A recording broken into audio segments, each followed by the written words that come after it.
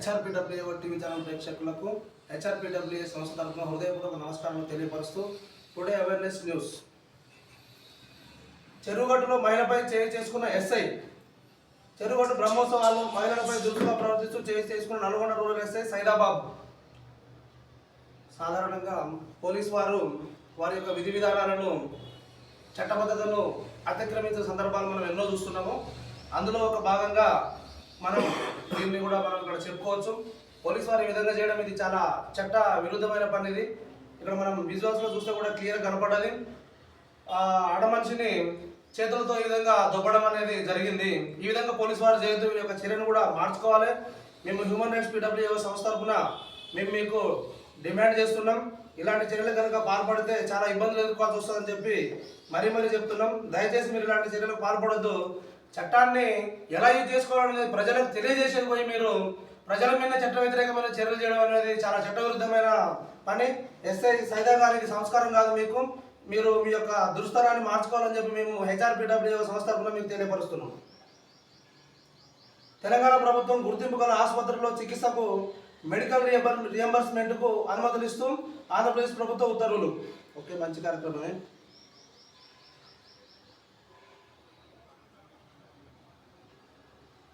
నారా చంద్రబాబు నాయుడు హామీ ఇచ్చిన విధంగా గీత వృత్తిదారులకు మద్యం దుకాణాల్లో 20% వాటా ఇచ్చి తీరాలి. గీత కార్మికులకు ఎక్స్గ్రేషియా పెంచి ఇచ్చింది వైఎస్ జగన్. షాపు లైసెన్స్ కోసం ప్రయత్నించే బీసీలను చంపుతారని బెదిరిస్తున్నారు తెలుగుదేశం నేతలు. దోపిడీ లక్ష్యంగానే ఈ ప్రభుత్వం పనిచేస్తుంది. పై వాళ్ళకి ఇవ్వాలంటూ వాటాలు కోట్ల వసూలు చేస్తున్నారు. ఒక పర్సన్ చెప్తున్నాడు, ఎవరైనా చెల్లబోయిన వేణుగోపాలకృష్ణ గారు, మాజీ మంత్రి. ఓకే, ఇక్కడ చూసినట్లయితే చంద్రబాబు నాయుడు చేస్తున్న కార్యక్రమం మంచిగా ఉంది. కానీ ఇక్కడ మనం గమనించాల్సిన విషయం ఏంటంటే ఈ తెలుగుదేశం లీడర్లు కొంతమంది చంపుతారని బెదిరిస్తున్నటువంటి సందర్భం చూస్తున్నాం. మరి అధికారం పార్టీలకు రాగానే మా నాయకుడు అధికారంలో ఉన్నాడు, మేము ఆడిందల్లా ఆట పాడిందల్లా పాటిందనడం అది శ్రేయస్కరం కాదు. మేము ఈ విషయం వల్ల చంద్రబాబు నాయుడు గారికి మేము విజ్ఞప్తి చేస్తున్నాం. మీ యొక్క కార్యకర్తలను మీరు అదుపులో పెట్టుకోవాలి. లేకపోతే మీరు ఏ విధంగా అయితే ప్రభుత్వంలోకి వచ్చారో ప్రజలు అదే విధంగా మీ యొక్క ఇలాంటి చర్యలను చూసి మీ కార్యకర్తల వల్ల మీ ప్రభుత్వం కూలిపోయే పరిస్థితి కూడా వచ్చే అవకాశాలు ఉంటాయి. కాబట్టి మీరు దృష్టిలో ఉంచుకొని జాగ్రత్త వహించాలని చెప్పి మేము మా సంస్థ తరఫున మీకు తెలియపరుస్తున్నాం. కర్ణాటకలోని విజయనగరం జిల్లాలో ఘోర ప్రమాదం. అతివేగంతో వచ్చిన ట్రక్కు తిమ్మరులు టోల్ బూత్ వద్ద పండ్ల తోటలో వెళ్తున్న మినీ వ్యాన్ను ఢీకొట్టింది. ఇక వాస్తవంగా చూస్తే వీటికి కారణాలు చాలా ఉన్నాయి. రోడ్లు బాగలేకపోవడం ఒక సమస్య, వాహనాలు బాగా కరెక్ట్ లేకపోవడం ఒక సమస్య, డ్రైవర్లు మత్తుకు అలవాటు కావడం ఒక సమస్య. ఇప్పుడు మత్తుకు అలవాటు కాకుండా తీసుకోవాల్సిన చర్యలు తీసుకోవాల్సిన వారు తీసుకోవాలి. రోడ్డు విషయంలో గవర్నమెంట్ తీసుకోవాలి. జాగ్రత్త విషయంలో మన జాగ్రత్తలో మనం ఉండాలనేది కూడా ప్రజలు కూడా తీసుకోవాలి. ఈ విధమైన ఇన్ని జాగ్రత్తలు పడితేనే తప్ప దీన్ని మనం అరికట్టలేము. దీంట్లో ప్రభుత్వం పాత్ర ఉంది, ప్రజల పాత్ర ఉంది. డ్రైవింగ్ చేస్తున్నటువంటి ఆ పర్సన్ ఎవరైతే ఉన్నారో అతని యొక్క సంస్కారం మీద కూడా ఆధారపడి ఉంటుంది. కాబట్టి ఇవన్నీ దృష్టిలో ఉంచుకొని అందుకే మేము చెప్తుంటాం సంస్థ తరఫున మొక్క వరంగనదే మానవమున అని చెప్పి ఇది విద్యార్థి దశలోనే ఈ తరగతి గది దేశ భవిష్యత్తు అని చెప్తుంటాం పదే మేము. కాబట్టి విద్యార్థి దశలోనే మనము అన్ని విధాల క్రమశిక్షణ అలవాటు చేస్తే ఇలాంటి తప్పిదాలు జరగవు. టోటల్గా జరిగే సమస్యలు దేశంలో కానీ రాష్ట్రంలో కానీ జరిగే సమస్యలు మొత్తానికి మూల కారణం ప్రజలకు సరైన అవేర్నెస్ లేకపోవడం అనేది మేము దృష్టిలో పెట్టుకున్నాం. కాబట్టి అవేర్నెస్ కొరకు మేము కృషి చేస్తున్నాం. మేము చేసే కృషికి ప్రభుత్వాలు కూడా సహకరించాలి. ప్రభుత్వాలు కూడా ఈ విషయంలో చర్యలు తీసుకొని ఫండింగ్ విడుదల చేస్తూ అవేర్నెస్ కొరకు కొంత ఫండ్ను విడుదల చేస్తూ అవేర్నెస్ ప్రోగ్రామ్స్ కూడా ప్రభుత్వాలు ఏర్పాటు చేయాలని చెప్పి మేము ప్రతిసారి పదే చెప్తున్నాం. మళ్ళీ కూడా చెప్తున్నాం. ఈసారి మేము డిమాండ్ చేస్తున్నాం. దయచేసి ఆ పని చేయగలరు మీరు.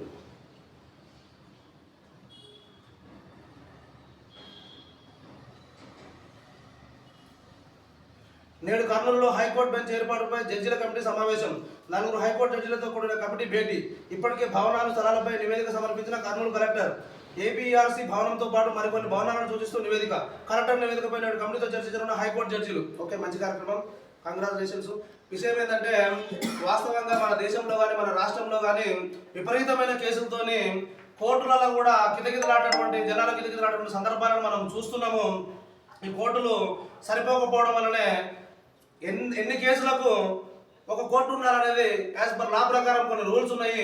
గవర్నమెంట్ ఆ రూల్స్ ప్రకారము తప్పకుండా కోర్టులను ఏర్పాటు చేసే విషయంలో దృష్టి సాధించి కోర్టులను ఏర్పాటు చేసినట్లయితే బహుశా నేను నిన్న ఒక అడ్వకేట్ ద్వారా తెలుసుకున్నా ఒక 500 నుంచి 1000 కేసుల పైన ఉంటే కనుక ఆ ఏరియాకి ఒక కోర్టుని మనము అప్పీల్ చేసుకోవచ్చు, ఒక కోర్టు అవసరం అక్కడ అని చెప్పేసి తెలియపరచడం జరిగింది. కానీ ఆ విధంగా చూస్తే ఈరోజు ఉన్న కోర్టులే సరైన భవనాలు లేక, సరైన అధికారులు లేక అక్కడ చాలా ఇబ్బందులు పడుతున్నాం. దానివల్ల చాలా కేసులు పెండింగ్ ఉంటున్నాయి. ఈ కేసులు పెండింగ్ ఉండడం వలన కూడా ప్రజల భేదాభిప్రాయాలు వచ్చి ఇరు వర్గాలలో దాని వలన కూడా కొన్ని రకాల అఘాయిత్యాలు కూడా జరుగుతున్నాయి. కాబట్టి కేంద్ర రాష్ట్ర ప్రభుత్వాలు దీన్ని దృష్టిలో పెట్టుకొని కోర్టుల యొక్క అభివృద్ధిని, అలాగే కోర్టుల యొక్క సంఖ్యను కూడా రాష్ట్ర వ్యాప్తంగా, దేశవ్యాప్తంగా పెంచాలని చెప్పి హ్యూమన్ రైట్స్ PWA సంస్థ తరఫున మేము తెలియపరుస్తున్నాం.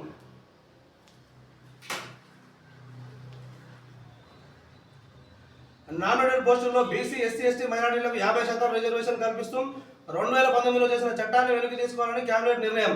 గతంలో నాన్ ఓటెడ్ పదవుల రిజర్వేషన్ల కోసం తీసుకొచ్చిన జీవో నెంబర్ 77 రద్దు, లోటుపాట్లు సవరించి కొత్త చట్టం తెచ్చే ప్రతిపాదనపై చర్చించిన కేబినెట్. ఈ ఏపీ ప్రాజెక్టులు మినహా ఏపీ CRDA చేపట్టిన పనులకు టెండర్లు పరిమితి పెంపు కోసం నిబంధనల సవరణకు ప్రతిపాదన. స్టాంపులు రిజిస్ట్రేషన్ల శాఖలో డాక్యుమెంట్ రిజిస్ట్రేషన్కు డైనమిక్ క్యూ మెజర్మెంట్ సిస్టమ్ ప్రవేశపెట్టే ప్రతిపాదనపై కేబినెట్ చర్చ. మీరు ఏ చర్చలైనా తీసుకోండి, ఏ నిర్ణయాన్ని తీసుకోండి, ప్రజల శ్రేయస్సు కొరకు తీసుకుంటే బాగుంటుంది. ఏ జీవోలైనా రద్దు చేయండి. ఇంకా తీసుకొచ్చే జీవో ఆ జీవో కన్నా ఇంకా మెరుగైన సేవలను ప్రజలకు అందించే విధంగా ఉండాలని చెప్పి మేము ప్రభుత్వానికి, ఏపీ ప్రభుత్వానికి మేము మా సంస్థ కూడా డిమాండ్ చేస్తున్నాం.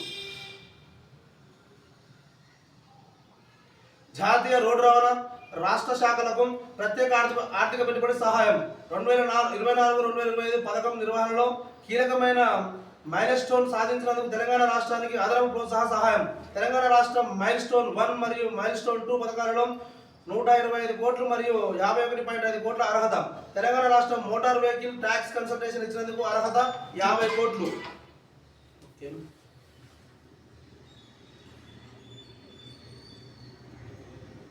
నేడు 17.03 లక్షల మంది రైతుల ఖాతాల్లో రైతు భరోసా నిధులు జమ చేశాం. మంత్రి తుమ్మల నాగేశ్వరరావు సీఎం ఆదేశాల మేరకు 1 ఎకరం వరకు సాగులో ఉన్న భూములకు రైతు భరోసా ఇచ్చాం. పథకం ప్రారంభోత్సవం నాడు విడుదల చేసిన నిధులతో కలుపుకొని ఈ రోజు వరకు 1126.54 కోట్లు జమ చేశాం. వ్యవసాయ శాఖ మంత్రి తుమ్మల నాగేశ్వరరావు. ఓకే, మీరు జమ చేసిన న్యూస్ వస్తూనే ఉన్నాయి, మేము వింటూనే ఉన్నాం. కానీ ప్రజలలో ఇంకా సరైన ప్రభుత్వం సరైన విధానాన్ని అవలంబిస్తుంది, మాకు ప్రభుత్వం ద్వారా సరైన సహకారం అందుతుంది అన్న భావాజాలం ఇంకా ప్రజల్లోకి రాలేదు. దయచేసి మీరు వీలైనంత తొందరలో మీరు ఇచ్చినటువంటి హామీని మొత్తం నెరవేర్చి ప్రజలను మరణ పొంది మీ ప్రభుత్వం ఉన్నటువంటి ఈ యొక్క నెగిటివిటీని తీసేసుకొని మీరు పాజిటివ్లోకి వచ్చి మళ్ళీ నెక్స్ట్ సార్ కూడా మీరే గెలిచే విధంగా మీరు ప్రయత్నాలు చేయాలంటే మీరు ప్రజలను మరణ పొందాలి. మీరే కాదు, ఎవరైనా అదే పని చేయాలి, ఏ అధికార పార్టీ అయినా. కాబట్టి దాన్ని దృష్టిలో ఉంచుకొని మీ యొక్క చర్యలు సాగిస్తే బాగుంటుందని మేము చెప్తున్నాం. మీరు ఇప్పటివరకు కూడా చాలా జాప్యం చేసి పథకాల విషయంలో, మీరు ఇచ్చినటువంటి హామీల విషయంలో. అలాగే ఇంకొక డిమాండ్ మేము చేసేది ఏంటంటే ప్రజలకు ఉచితాలు నేర్పించి సోమరులను తయారు చేయకండి. దయచేసి ఏ ప్రభుత్వం అయినా ఎంప్లాయ్మెంట్ను పెంచండి, ప్రొడక్ట్ను పెంచండి, కష్టపడే తత్వాన్ని పెంచండి ప్రజలకు, కానీ ఉచితాలు ఇవ్వకండి. మనం సాధారణంగా చూస్తున్నాం, భర్త చనిపోయిండు విధాంతం అనగానే పెన్షన్. దేనికండి? కాళ్ళు చేతులు సరిగా లేకుండా వాళ్ళ పోషణ వాళ్ళు చేసుకోలేని వాళ్ళు ఇలాంటి పెన్షన్ నోచుకొని వాళ్ళు మన రాష్ట్రంలో, మన దేశంలో చాలా మంది ఉన్నారు. అలాంటి వాళ్ళని గుర్తించాలి. కానీ అన్ని రకాలుగా మంచిగా ఉండి వాళ్ళు కష్టం చేసుకొని బతకగలిగే శక్తి ఉన్న వాళ్ళకు కూడా ప్రభుత్వాలు ఉచితాలు అలవాటు చేసి ప్రజలను సోమరం చేయడం తప్ప ఇందులో వేరే ఏం లేదని చెప్పి మేము హ్యూమన్ రైట్స్ PWA సంస్థ తరఫున మేము తెలియపరుస్తున్నాం. మన దేశంలో ధనం ఉన్నా కూడా దాన్ని ట్యాక్స్ పే చేయని రూపంలో చాలా మూలధనం ఉంది, అది అందరికీ తెలిసిన విషయమే. ఇతర దేశాల్లో చూసినట్లయితే 90 నుంచి 95% ట్యాక్సులు పే చేస్తారు. ఆ దేశాలు చాలా అభివృద్ధిలో ఉన్నాయి. మన దేశంలో 25% కూడా ట్యాక్స్ పే చేసే పరిస్థితి లేదు. ధనం ఉన్నా కూడా ట్యాక్స్ పే చేసే పరిస్థితి లేదు. ప్రజలకు దేశ భవిష్యత్తు ఏ విధంగా జరుగుతుందనే దాని మీద ప్రభుత్వాలు అవేర్నెస్ని తీసుకొస్తే తప్ప ఈ దేశాన్ని మనం డెవలప్ చేయం. కాబట్టి దాన్ని దృష్టిలో ఉంచుకొని ఈ ఉచితాలు బంద్ చేయండి. దయచేసి ప్రజలను సోమరులను తయారు చేయకండి. నిజంగా ఉచితాలు ఎవరికైతే ఎలిజిబుల్, ఎవరికైతే వాళ్ళకి నీడో, ఎవరికైతే అవసరమో వాళ్ళని గుర్తించి వాళ్ళకి ఉచితాలు ఇస్తే బాగుంటుందని చెప్పి మేము HRPWA సంస్థ తరఫున మేము ప్రభుత్వాన్ని, దేశ ప్రభుత్వాన్ని, రాష్ట్ర ప్రభుత్వాన్ని మేము డిమాండ్ చేస్తున్నాం.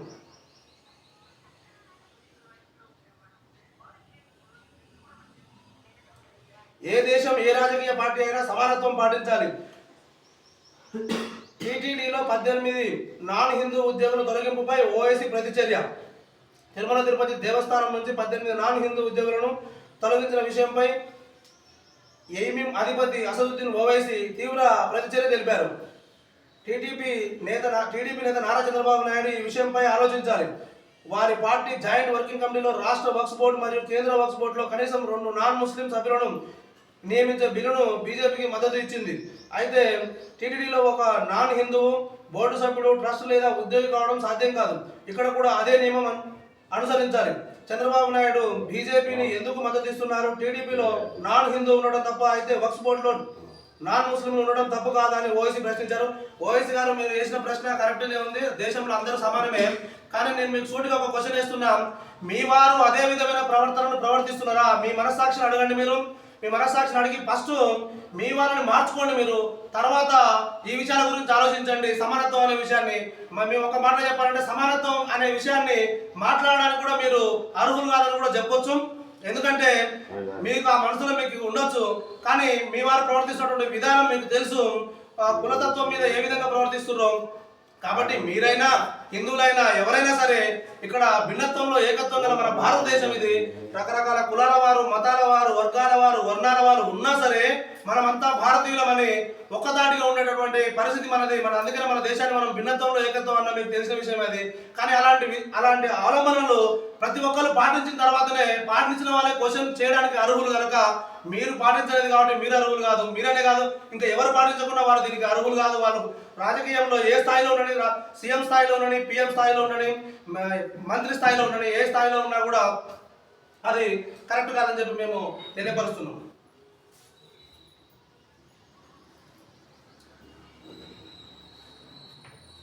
తొమ్మిదో తరగతి చదువుతున్న విద్యార్థినిపై ఉపాధ్యాయుడు లైంగిక దాడి. ఘటనపై తల్లిదండ్రులు ఆగ్రహం. ఉపాధ్యాయుడు ప్రసాద్ను స్తంభానికి కట్టి చిత్తకొట్టిన విద్యార్థి తల్లిదండ్రులు. స్కూల్లో విద్యార్థుల భద్రతపై ఆందోళన వ్యక్తం విద్యార్థిని తల్లిదండ్రులు. ఇలాంటి న్యూస్ మనం ఈ మధ్య కాలంలో చాలా చూడడం జరిగింది. దయచేసి ప్రభుత్వాలు దీని మీద దృష్టిని సాధించాలి. దీని మీద పూర్తి ఇన్వెస్టిగేషన్ చేసి దీనికి ఒక స్పెషల్ టీంని ఏర్పాటు చేసి మరి ఇన్వెస్టిగేషన్ చేసి దీనిలో ఉన్నటువంటి నిజాలు క్లుప్తంగా తెలుసుకొని దీన్ని ఎక్కువ కాలం వృధా చేయకుండా తొందరగా వీరికి కఠినమైన శిక్షలు చేసినట్టయితే ఇలాంటి పరిస్థితిని అవలంబించడానికి వేరే వారు కొంత వెనకాడే అవకాశాలు మనం చూడొచ్చు. కాబట్టి మీరు చర్య తీసుకోవాలని చెప్పి నేను కేంద్ర రాష్ట్ర ప్రభుత్వాలకు హెచ్ఆర్పీడబ్ల్యూఏ సంస్థ తెలియపరుస్తూ థ్యాంక్ యూ, ధన్యవాదాలు.